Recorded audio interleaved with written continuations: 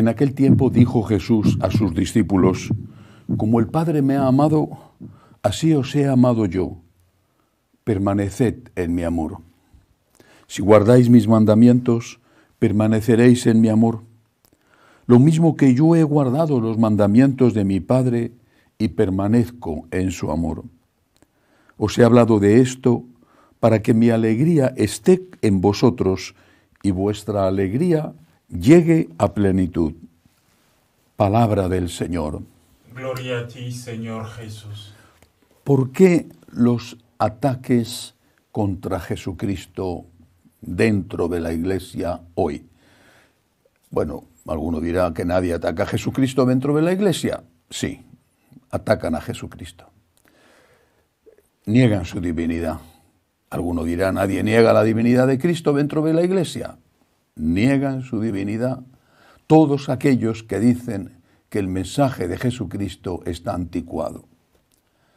Todos aquellos que dicen, sacerdotes, obispos, laicos, todos aquellos que dicen que la Iglesia tiene que modernizarse, que la Iglesia tiene que cambiar sus enseñanzas morales, todos esos están negando la divinidad de Cristo. ¿Por qué lo dicen? ¿Cuál es la causa? No creo que haya un intento deliberado de negar esa divinidad de Cristo, y es posible incluso que si se le preguntara a cualquiera de ellos, respondería enfadado: yo no niego la divinidad de Cristo. En realidad la están negando. Cuando dicen que Jesús se equivocó con sus enseñanzas, si se equivocó, es evidente que no era Dios. ¿Pero por qué? Porque las enseñanzas de Cristo son exigentes. Es la única causa. Las enseñanzas de Cristo son exigentes. En cada época esas enseñanzas han chocado en un punto, en otro, con lo que en ese momento se consideraba lo llamamos así hoy, políticamente correcto. Las enseñanzas de Cristo chocaron contra el nazismo, porque insistían en que todos los hombres somos iguales en dignidad. Todos los hombres somos criaturas amadas por Dios. Y hemos recibido algunos de esos hombres, sin mérito nuestro, el don de ser hijos adoptivos de Dios por el bautismo. Pero todos somos iguales, blancos, negros, de esta raza, de la otra, hombres, mujeres, todos somos iguales.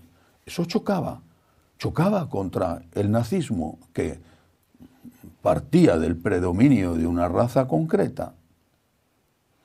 Después chocamos, o a la vez, contra el comunismo, que decía que había que usar la violencia para cambiar la situación de injusticia en el mundo y que había que trabajar por ese mundo futuro feliz en la cual todo el mundo sería igual, etcétera, etcétera, pero partiendo de la lucha de clases. Chocamos con ellos. Y chocamos con ellos porque nuestra moral nos exige no devolver mal por mal. Y porque nuestra moral nos exige que no tengamos en cuenta jamás que el fin justifica los medios. Hemos chocado siempre por un motivo, por otro, en cada momento de la historia, por una cosa diferente. Hoy, una época de una sexualidad exacerbada, quieren cambiar las leyes morales, sobre todo del ámbito sexual, familiar, la vida, el concepto de ser humano, hombre, mujer, y chocamos, volvemos a chocar. Es que no es nada nuevo.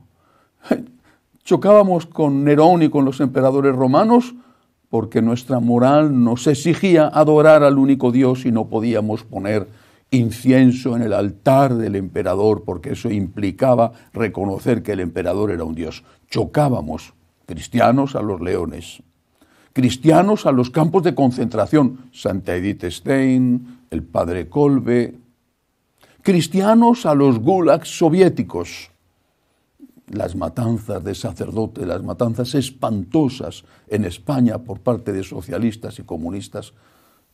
Y hoy la persecución es por este otro motivo. No podemos aceptar la ideología de género, no podemos aceptar el aborto, no podemos aceptar la eutanasia, no podemos renegar de las enseñanzas de Jesucristo sobre el matrimonio, no podemos renegar de las enseñanzas de San Pablo sobre qué significa ser hombre y mujer y qué relaciones debemos de tener los hombres y las mujeres. No podemos renegar de esto, chocamos. Y entonces dentro de la Iglesia surge esta corriente de decir, bueno, es que esto es anticuado, hay que ponerse al día.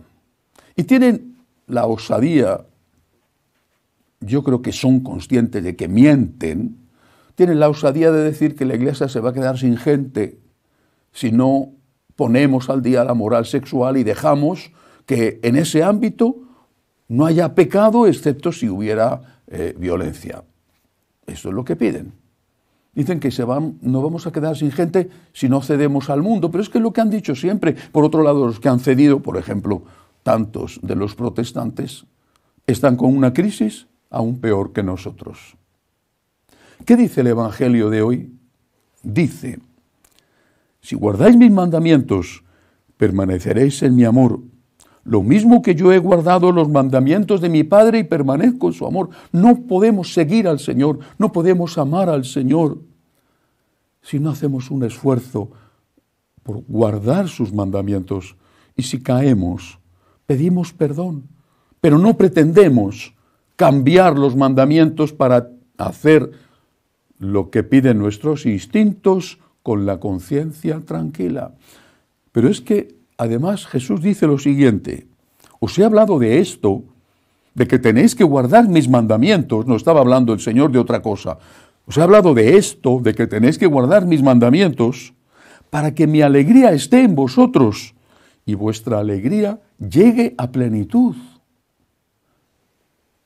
El Señor no nos pone unos mandamientos para amargarnos la vida, nos pone unos mandamientos para que su alegría, su paz, su esperanza, su amor, su vida, su alegría esté en nosotros y llegue a la plenitud.